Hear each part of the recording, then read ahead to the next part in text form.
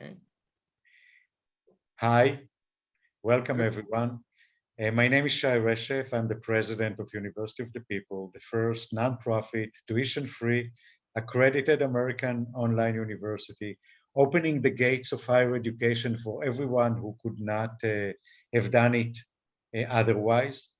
And it is my great honor to have with us today Gabriel Hawawini, a leader figure in higher education and both a member of University of the People President's Council, as well as our Business Administration Advisory Board. Gabriel, it's great to have you with us. Well, thank you. Same here, Shai. I'm glad to have that conversation with you. Well, you have a very long history in higher education. You have done a lot, but why don't you start by telling us about your history all the way until where you are right now? Well, let me give you a brief overview of my path, so to speak. I was trained as a chemical engineer to begin with in France, where I got my master's degree. I worked as a chemical engineer for a year, and I felt that I wanted to move into issues that are broader, management issue, economics. So I was fortunate and I got a position in the PhD program at New York University in economics and finance. And so I switched field from chemical engineering to finance and economics, which is not unusual. You know, you have a lot of business students that have an undergraduate degree in science. During my PhD studies at NYU, I had an opportunity to do some teaching to be able to present these concepts to a variety of students. And I enjoyed both aspects. I enjoyed the research and I enjoyed the communication and the teaching. And so I decided, at the time I was not sure what I will be doing after my PhD, but enjoying the contact with the students and the transmission and the research, I thought an academic career would be great. And I was very fortunate because NYU offered me a position as an assistant professor upon graduation. So that's how it all started. I continued the research. I always enjoyed being in the classroom.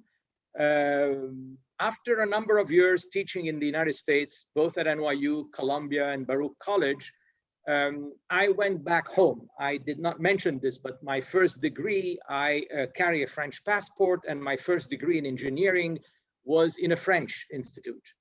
So I had the opportunity of returning to France in an international business school located south of Paris called INSEAD.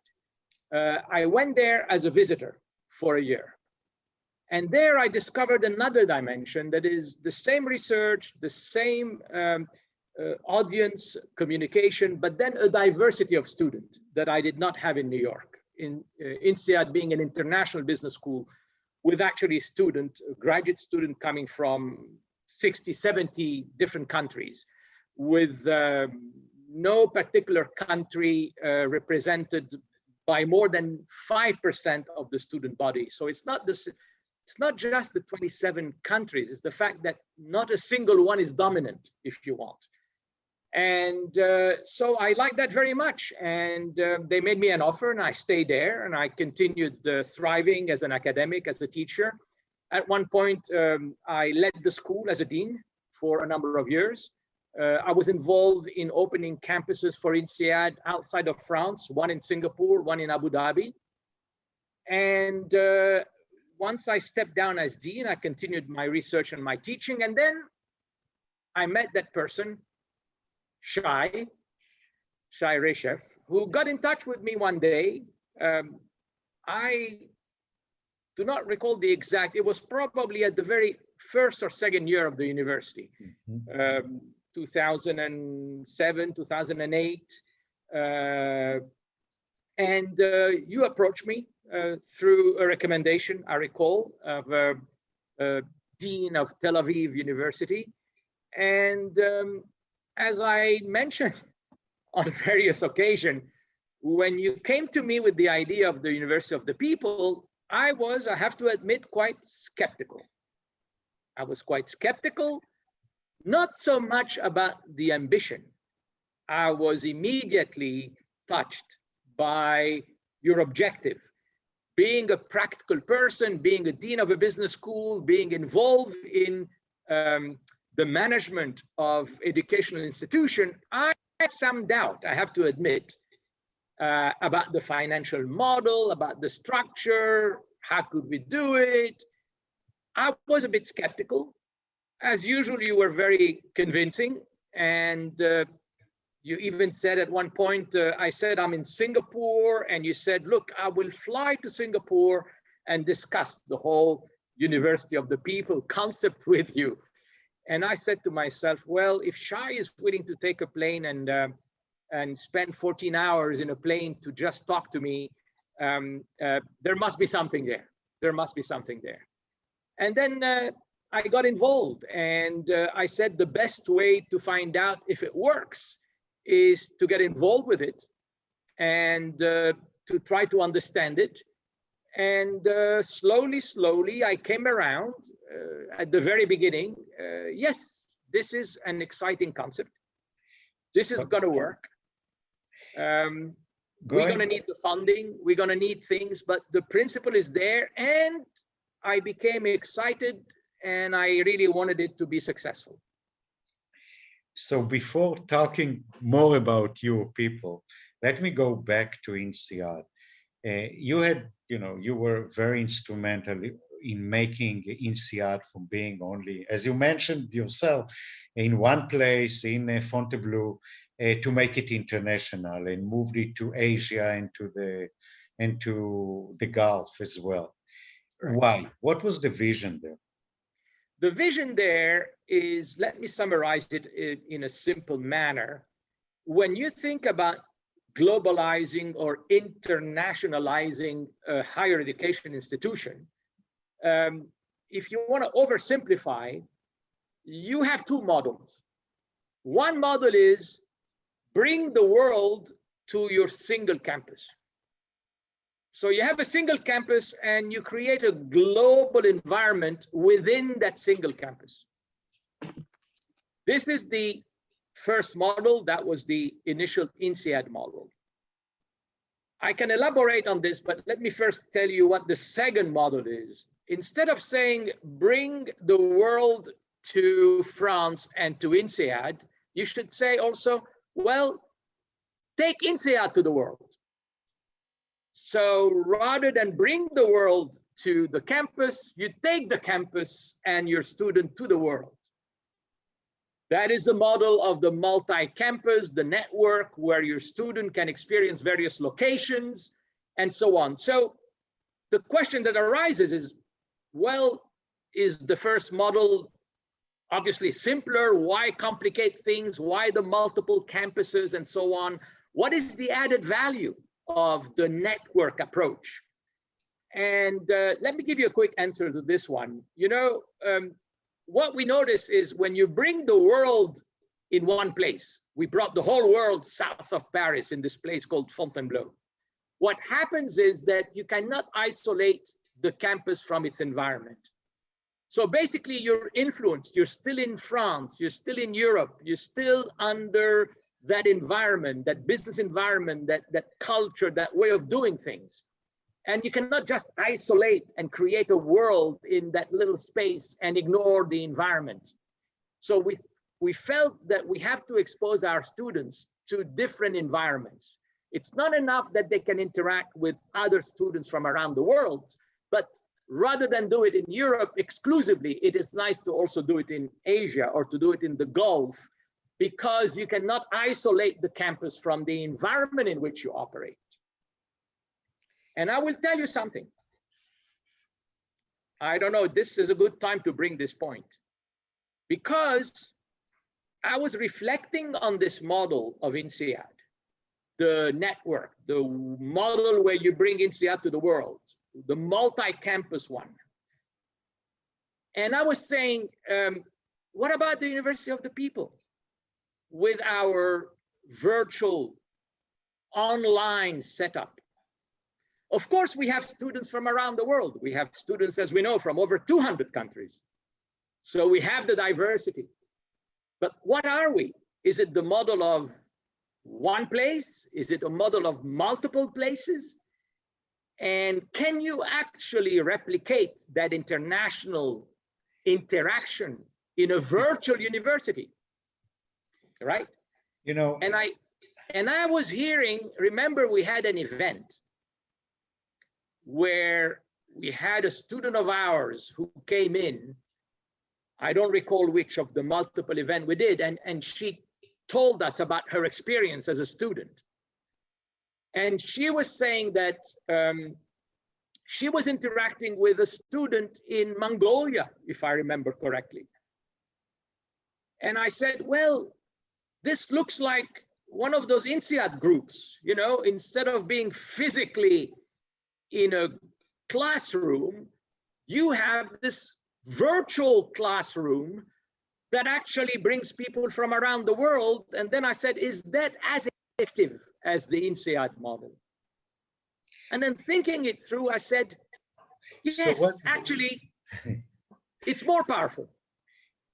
It's more powerful. Let me explain to you why. It's more powerful because the student in New York was saying that she was interacting with the student in Mongolia, and the student in Mongolia knew nothing about the United States. He was asking questions, naive question.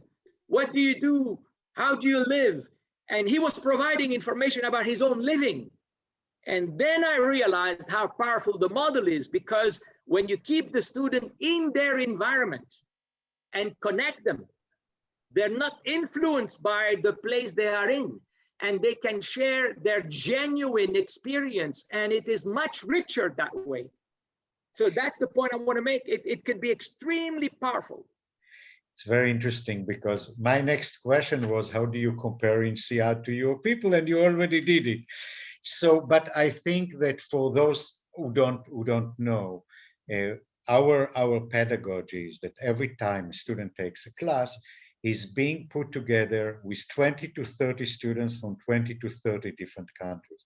And every time they take a new class, it's new 20 to 30. So every time they make more students from more countries, and your point is well taken, because they keep meeting people from around the world. And you know, by the time they graduate, they literally met people from every corner of the universe. Yeah, indeed. And again, students from around the world that are in their own environment and can communicate that to someone, as opposed to everyone being in the classroom in Fontainebleau in France. What can they share? They all the same. They're all there, you know. And there's not that emotion and that genuine aspect of being right there when you communicate. It's very powerful. It's extremely powerful, in my opinion. It is powerful, and we see, you know, as you just mentioned, I mean, talking to the students, we see how much they gain from just being with students from around the world. I think it's as important as the content that they get from the course, just exposing to the rest of the world, opening their minds. And yeah, I would add, with the world now being connected and people working at home with teams around the world, virtual teams are becoming important in many companies, virtual projects. So the University of the People we can prepare our students to the new reality of business. It's not just being together in a room and exchanging, it's being connected virtually worldwide to achieve a project. And University of the People can prepare you for that. So continuing with the University of the People, you are a board member almost from the very, very, very beginning. And you have seen how we grew from no students, or how we started with 180 students to over 65,000 that we have now. And my question to you as a board member, how do you see your people in 5 years from now? Where will we be? Or where do you want it to be? Okay. The quick answer, of course, is the best way at thinking about where we're going to be in 5 years is also to look at what we've achieved over the previous 10. And if you see the path, and if you expect that path to be sustained, and there is no reason why it wouldn't, I could see our reach increasing. I could see our size increasing, touching more students, with the challenge, of course, and that is very important because this is the first question that people ask is, as you get bigger, are you paying a cost in terms of quality? And as a board member, as a trustee, I want to mention this, that our concern, of course, is to reach out as many students as possible, but never at the expense of the quality of the program. So as we know, this is our challenge. This is our challenge in providing and reaching out to as many students as possible while maintaining quality, and not only maintain and even improve quality.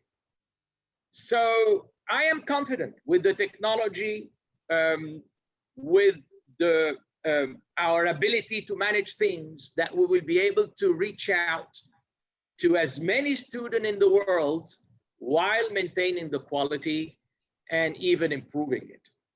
Remember, of course, our mission has always been, access, and that is important. I recall a board meeting when someone said, well, we should stop increasing. We've already reached close to, 70, 80, 90,000 students, And my reaction was, what's our mission? Our mission, we have to be driven by our mission. And our mission is to educate and bring education to as many people around the world as possible. So it is, and that's where I drew a similarity. What if we were, let's say, a nonprofit that tries to vaccinate people and eradicate malaria? Would we say that we're going to vaccinate 200,000 people and then stop? Of course not. It's the same thing with education. As long as the vaccine is effective, we should vaccinate as many people as possible around the world. And as long as our quality is good, we should educate as many people around the world as possible. That's our mission. That's what drives us. Thank you for saying it. And indeed, you're one of the most advocate of continue serving as many students as we can while maintaining the quality. And I, as the president, am so happy to have people on my side, such as Gabriel, supporting us in this great mission and reminding us all the time that we are not there to serve ourselves, but to serve exactly. students. Exactly. And I would say, Shai, if I have a few more minutes, in terms of where I would like to see the university going, being successful and reach out to as many students as I said, I think that, and of course, this is an idea of yours from the very beginning. We have an extraordinary community of people. And we have not yet fully used the power of that network that is going to go increasing with more of our students graduating, having jobs, and being influential. And one of the things we should be looking at is how to mobilize this network and how to create a sense of belonging to the University of the People, alumni and students, for the purpose of achieving the benefit of education. The world is going through many challenges, we know, and all the challenges are global. And we have a global network, and that global network can be mobilized to actually face up to challenges posed by the environment, climate, hunger.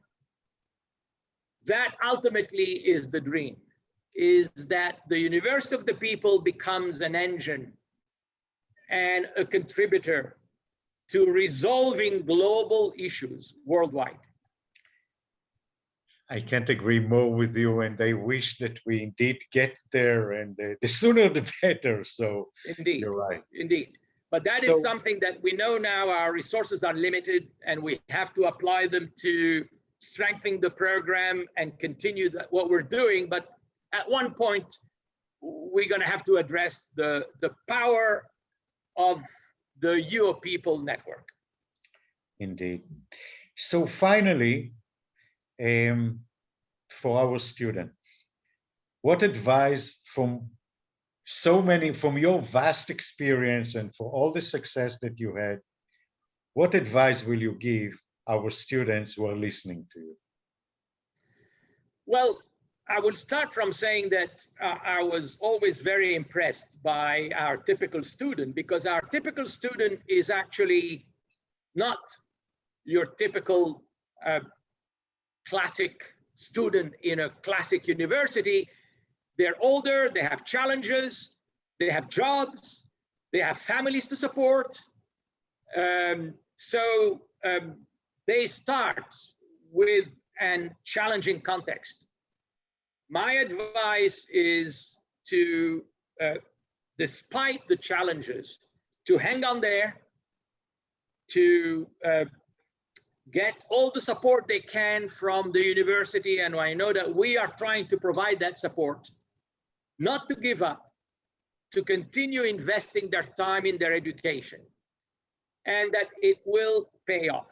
It will pay off, and they know it will pay off, because if they did not, they would have not joined the university in the first place.